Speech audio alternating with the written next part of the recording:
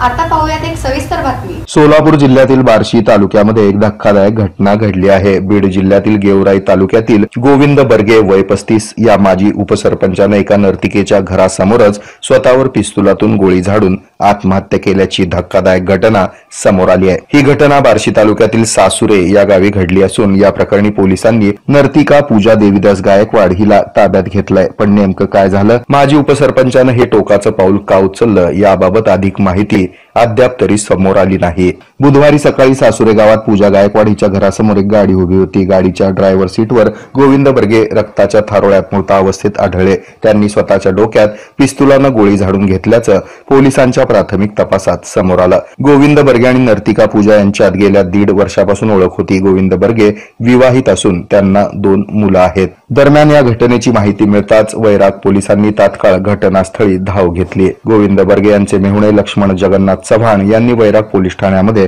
फिर्याद दाखल केली। पोलिसांनी पूजा गायकवाड हिला चौकशीसाठी ताब्यात घेतला असून पुढील तपास सुरू आहे। या घटनेमुळे परिसरामध्ये एकच खळबळ उडाली आहे।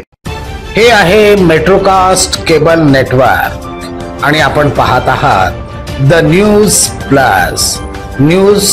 प्लस बरच काही।